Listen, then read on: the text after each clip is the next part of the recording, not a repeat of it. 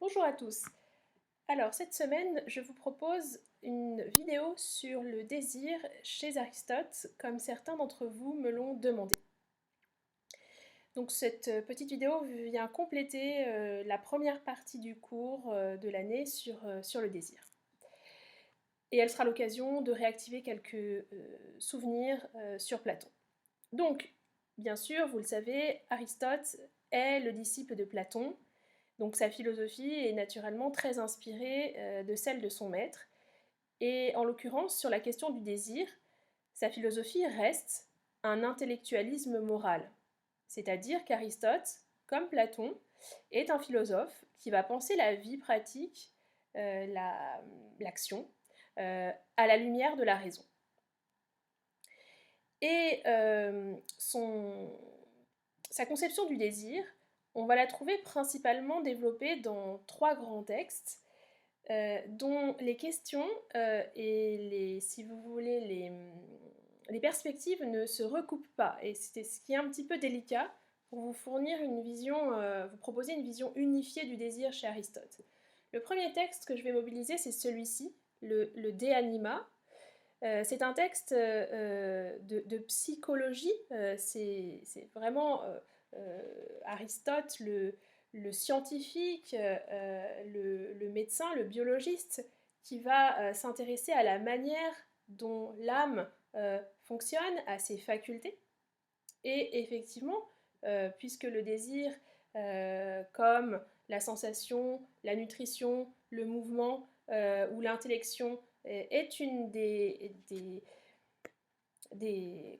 performances, des possibilités de l'âme, il va parler du désir défini comme appétit.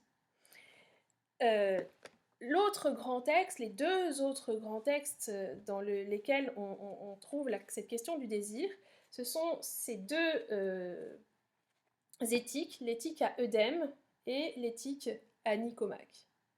Voilà. Alors là, la question posée n'est pas la même. C'est, vous voyez, c'est présent dans le titre, hein, c'est la question du bonheur, c'est la question de la vie heureuse. Et donc les développements sur le désir, dans ces deux textes-là, vont être liés à cet horizon-là. Ce qui fait que entre ces deux, si vous voulez, projets, le désir ne se trouve pas forcément défini de la même manière. Et c'est ce qui m'a embarrassée pendant une partie de l'année. J'ai eu du mal à réussir à me former pour moi-même une vision unifiée du désir chez Aristote. Alors je vous rassure, hein, c'est un grand problème pour tous les commentateurs d'Aristote, ces deux conceptions du désir et même de la partition de l'âme qui ne se recoupent pas entre ces trois grands textes. Voilà, alors je vais essayer de vous produire une synthèse que je pense pertinente, et vous inquiétez pas, le jour du concours, on n'entrera pas dans ce genre de détails. Ce qui me paraît intéressant dans notre réflexion, c'est d'insister sur les grandes différences qu'on peut trouver entre Platon et Aristote concernant cette philosophie du désir. Ça me permettra par ailleurs de revenir et de réactiver chez vous un certain nombre de souvenirs sur Platon. Mon propos, je le développerai en trois parties. Tout d'abord, je reviendrai sur le fonctionnement et la typologie des désirs chez Aristote. Deuxièmement, sur l'éducation qu'il propose pour le désir. Et puis troisièmement, sur les grandes pathologies du désir selon Aristote. Voilà.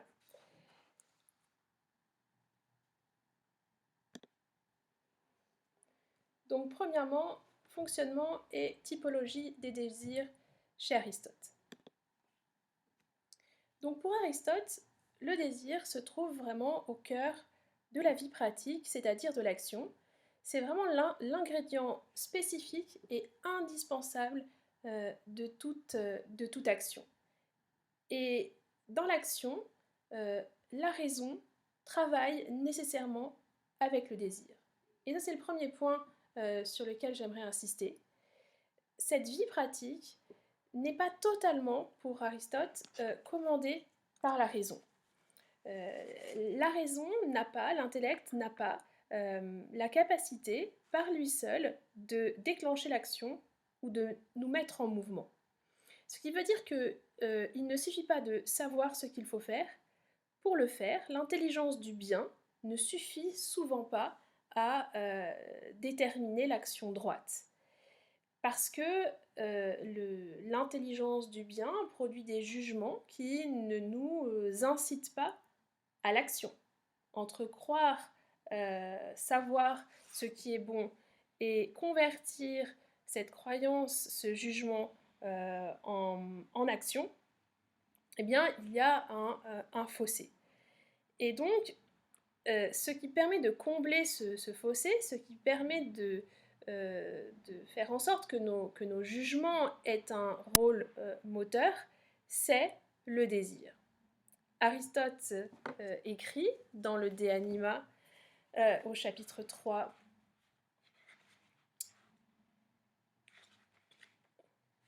la chose suivante. Je m'y retrouve, voilà. Ce n'est pas la partie intellective ou ce qu'on appelle l'intelligence qui imprime le mouvement. Voilà. Ou encore dans certains autres passages, l'intellect ne meut pas sans le désir. Voilà.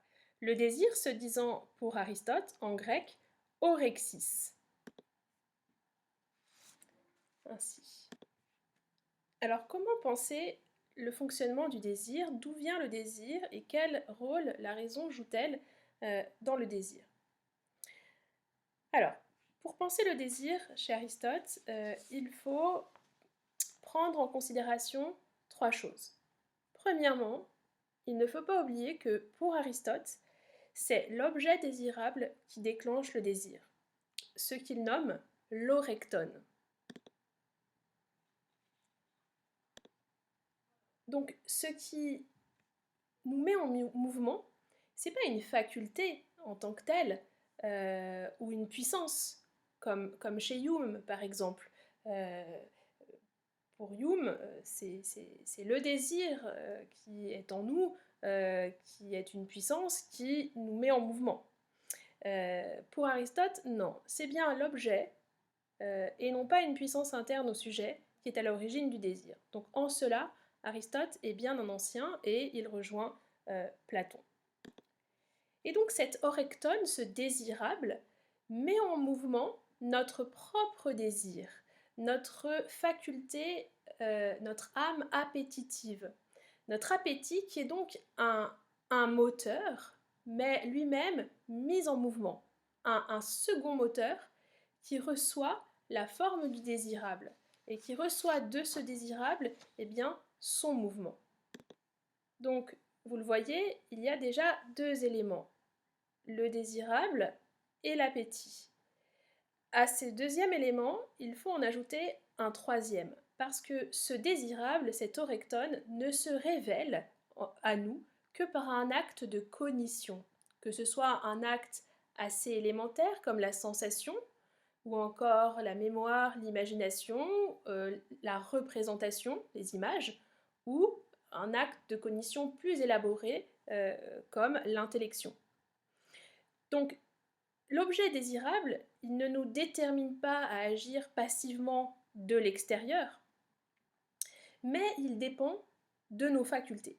Et je vous renvoie vraiment au cours du début de l'année, lorsque, dans l'introduction, je vous avais montré qu'il est nécessaire que le désirable soit intercepté par justement nos facultés intellectuelles. Donc, ce n'est ni le désirable seul qui nous met en mouvement, ni un pur état affectif propre au sujet ou un manque, mais c'est bien la conscience de l'objet du désir. Et c'est parce que l'objet désirable est reconnu par nous comme tel qu'il a le pouvoir de nous mettre en mouvement et de nous attirer. Souvenez-vous, si l'animal n'a pas faim, il ne sera pas sensible à la proie. Donc je lis au chapitre 3 du De Anima. C'est en effet l'objet de l'appétit qui constitue le point de départ de l'intelligence exécutive. Il est tout à fait logique que les deux principes qui apparaissent moteurs soient l'appétit et la réflexion, car c'est l'objet de l'appétit qui déclenche le mouvement. Et la raison pourquoi la réflexion est motrice, c'est qu'elle a pour point de départ cet objet de l'appétit. De même, la représentation, lorsqu'elle imprime un mouvement, ne le fait pas sans l'appétit. Et après vient la fameuse citation qu'on avait déjà rencontrée. Ainsi, c'est bien toujours l'objet de l'appétit qui imprime le mouvement, mais cet objet est soit le bien, si la représentation est correcte, soit l'apparence du bien. Donc, pour expliquer le fonctionnement du désir, il faut trois éléments. Le désirable, l'orectone, la faculté de désirer, l'appétit, et un acte de cognition. Et donc, le désirable naît de la coopération de ces trois éléments.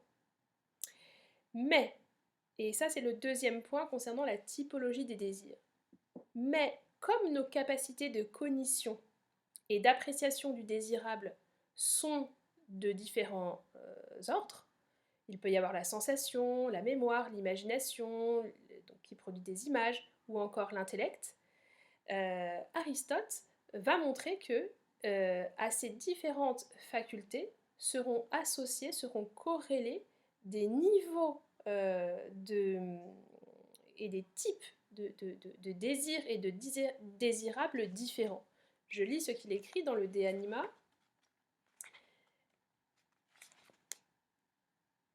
Car dans la partie propre au raisonnement, donc là où on ne se forme pas des sensations, mais vraiment des raisonnements, là où l'intellect prend part, prend naissance le souhait, donc un certain type de désir.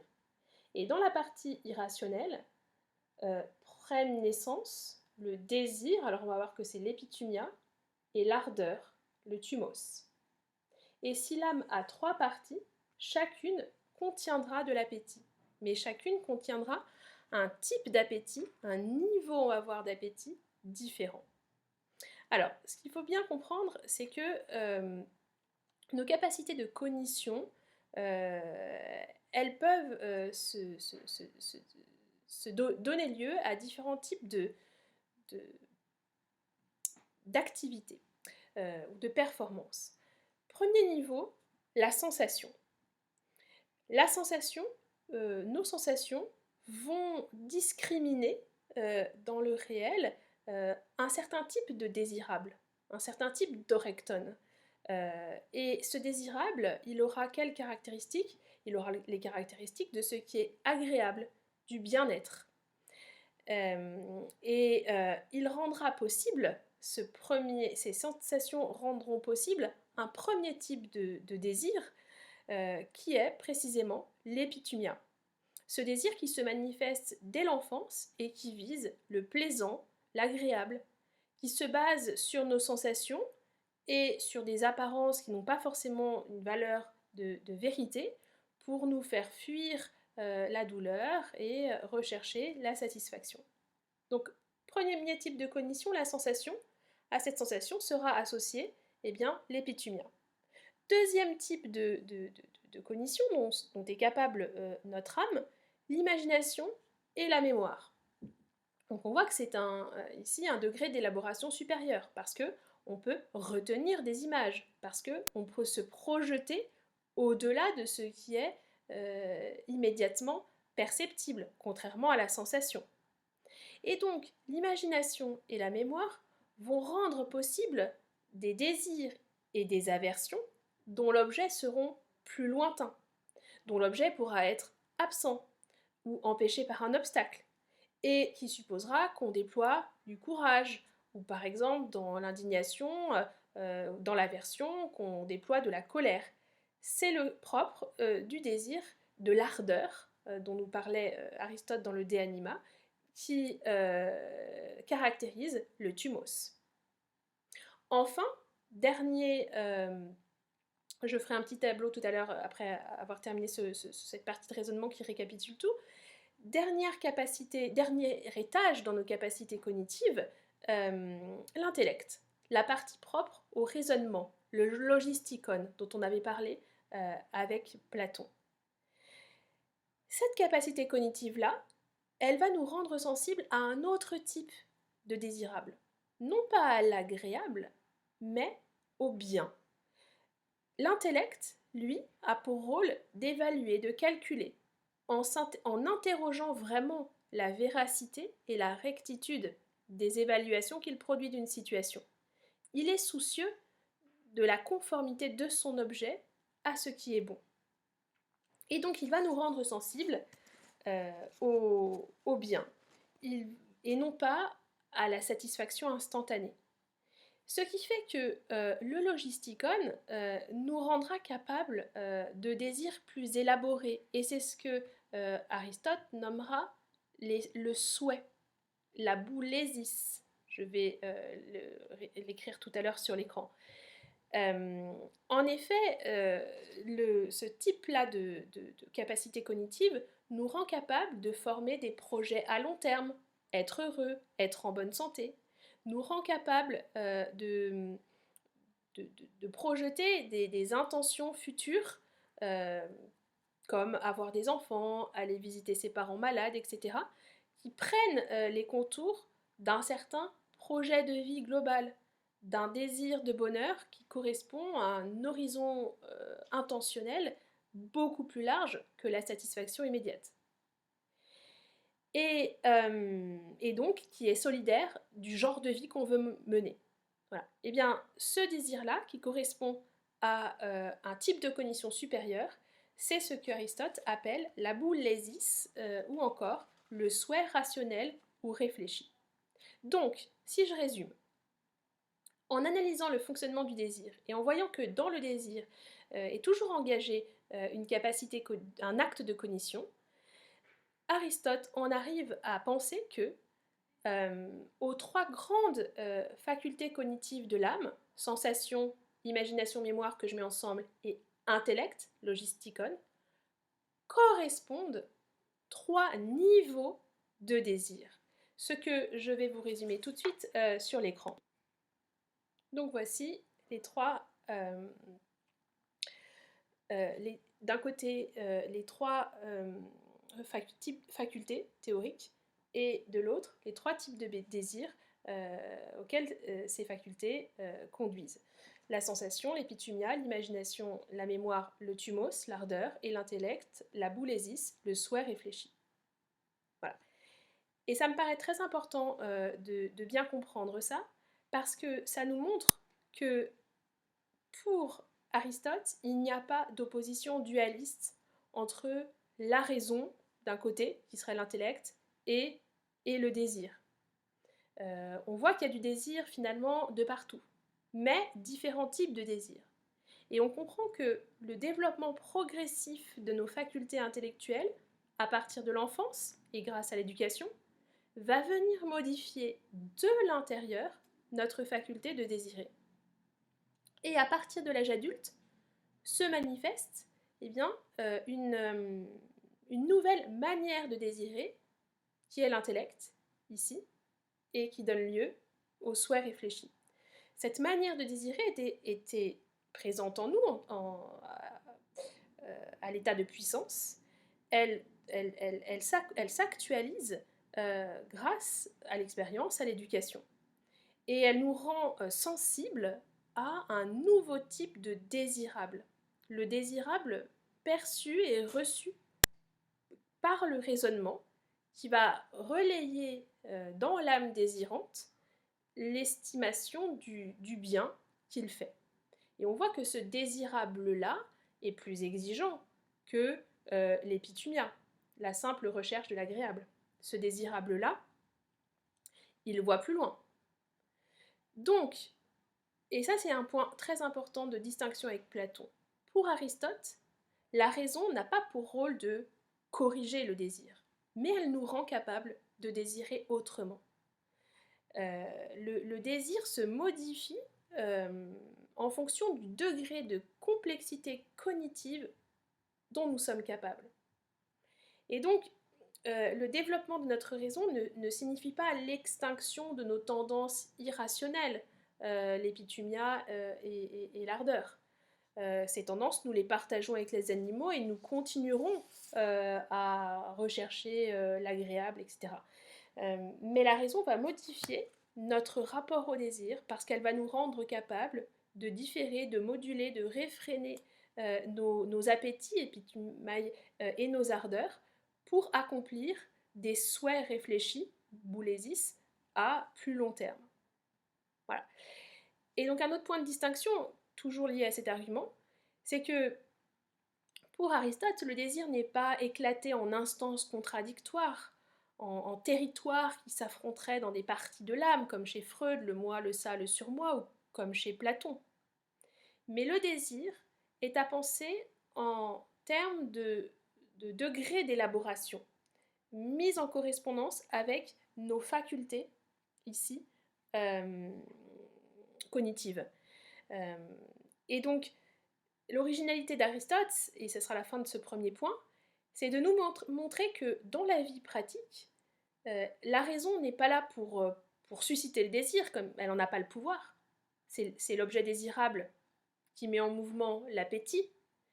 Elle n'est pas là non plus pour combattre le désir, mais elle est là pour lui donner une forme nouvelle et l'amener à sa pleine potentialité.